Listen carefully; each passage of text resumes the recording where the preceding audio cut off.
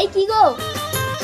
ছি বাবা, মা মারা গেছে বলে এই বয়সে ছেলে বৌমা থাকতে তুমি আরেকটা বিয়ে করে আসলে। তোরা তো আমাকে দেখিস না, এই বয়সে আমাকে কে দেখবে? এবার তোমার একটা সৎ ভাই হবে, তারপরে এই সব কিছুর ভাগ হবে। আমি বাবা এই বাড়িতে আর থাকবো না। মিল্কি দাঁড়াও বাবা, তুমি এক্ষুনি ওকে বিদায় করো। আমাদের তো ফুলসজ্জা হয়ে গেছে বাচ্চু। তোমরা আমাকে তাড়িয়ে দিও না, আমার কেউ নেই। আমাকে দেখতে হবে না বৌমা, তোমার শাওরিকে দুটো খেতে দিও। আমি কলকাতায় কাজে চলে যাচ্ছি, আসি গো। স্বামী থাকার নাকা কান্না কাঁদতে হবে না, ভেতরে গিয়ে কাপড় পাল্টে ঘরের সব কাজবাজ গুলো করো। এই চলে এসো।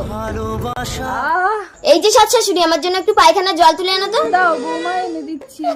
কি গো, আমাদের কি একটা বাচ্চা কাচ্চা হবে না? চলো ভেতরে গিয়ে চেষ্টা করি।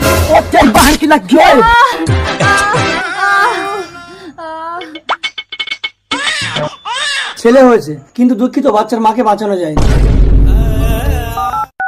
হ্যালো বাবা। কি হলো গো? বাবা হার্ট অ্যাটাক করে মারা গেছে। তার মানে তোমার এই সৎ ভাই কি এখন আমাকে মানুষ করতে হবে? না না, বাচ্চা হয়েছে, এখনো কেউ জানে না। তুমি ওকে দাও, পানা পুকুরে ফেলে দিয়ে আসি। তার মানে আমার বাচ্চা হবে? Hello doctor. সরি বাচ্চুদা, আপনার স্ত্রী মরা বাচ্চার জন্ম দিয়েছে। মিল্কি। স্বামী, যে জীবন্ত বাচ্চাটাকে তোমরা পানা পুকুরে ফেলে দিয়েছিলে, এটাই সেই বাচ্চা। মিল্কি।